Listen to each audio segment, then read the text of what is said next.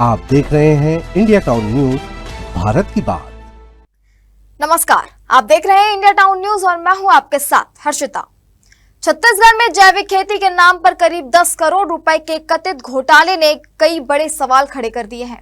जी हां, आरोप है कि अधिकारियों ने टेंडर के नियम बदल दिए, सही कंपनियों को बाहर रखा और किसानों के लिए खरीदी जाने वाली खाद और कृषि सामग्री दोगुने और तिगुने दामों पर खरीदी गई। आखिर टेंडर में ऐसा क्या खेल हुआ? किन जिलों में सबसे ज्यादा गड़बड़ी सामने आई और किसानों के नाम पर खर्च होने वाले करोड़ों रुपए आखिर किसकी जेब में चले गए? इन्हीं सवालों के जवाब जानेंगे इस खास रिपोर्ट में।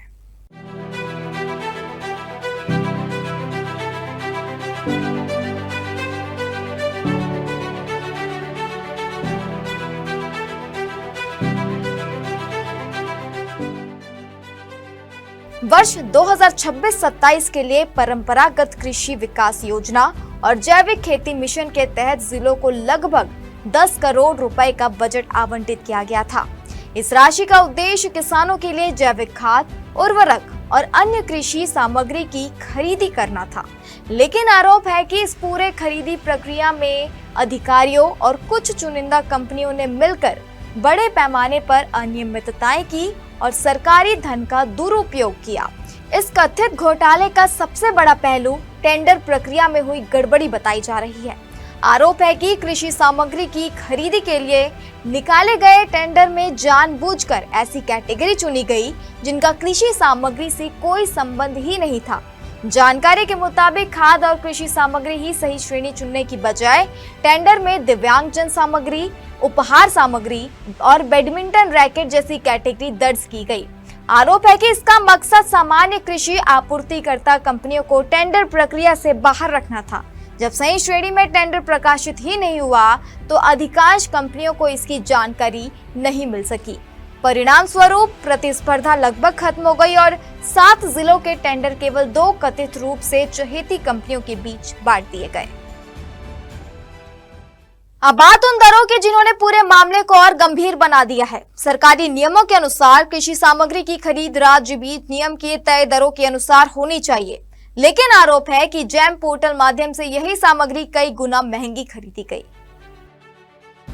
दस्तावेजों के अनुसार 50 किलो जैविक उर्वरक जिसकी राज्य बीज निगम में कीमत 1550 रुपए प्रति बैग थी, उसे 5400 रुपए प्रति बैग में खरीदा गया, यानी प्रति बैग 3850 रुपए अधिक भुगतान किया गया।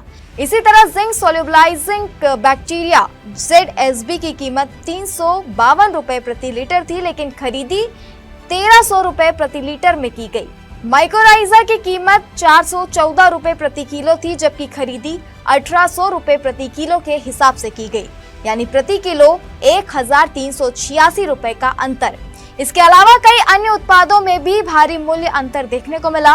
25 किलो जैविक खाद 471 रुपए की जगह 1100 रुपए, जिंक घुलनशील जीवाणु 199 रुपए प्रति लीटर की जगह 330 रुपए, पोटेशियम गतिशील जीवाणु 199 रुपए की जगह 330 रुपए, माइक्रोइजा 109 रुपए प्रति किलो की जगह 245 रुपए, ट्राइकोडर्मा 176 रुपए की जगह 272 रुपए, जिंक सल्फेट 200 रुपए की जगह 400 रुपए, पेंडीमेथालिन 450 रुपए की जगह 780 रुपए।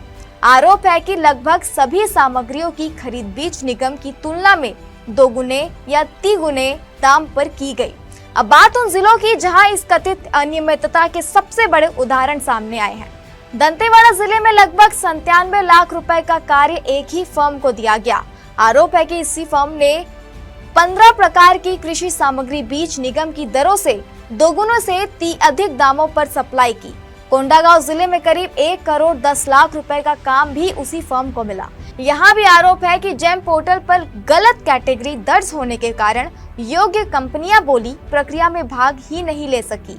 वहीं कोरबा जिले में लगभग 48 लाख रुपए का ठेका एक दूसरी कंपनियों को दे दिया गया। रिपोर्ट्स के अनुसार यह कंपनी पहले से DMF यानी जिला खनिज संस्थान न्यास से जुड़े एक मामले की जांच के दायरे में रही है और प्रवर्तन निदेशालय द्वारा इसके ठिकानों पर पहले भी कार्रवाई हो चुकी है। इसके बावजूद कंपनी को नया कार्य आवंटित किए जाने पर सवाल उठ रहे हैं।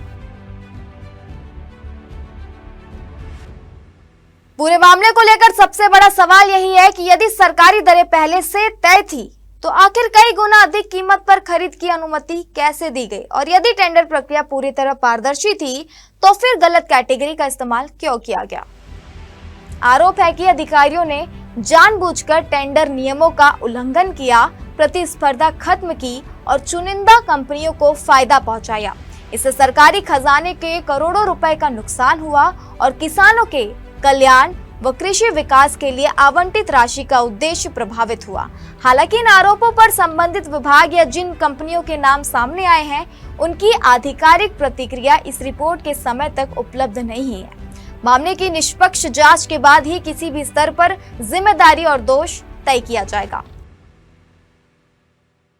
तो छत्तीसगढ़ में जैविक खेती के लिए जारी 10 करोड़ रुपए के बजट में कथित अनियमितताओं ने कई गंभीर सवाल खड़े कर दिए हैं।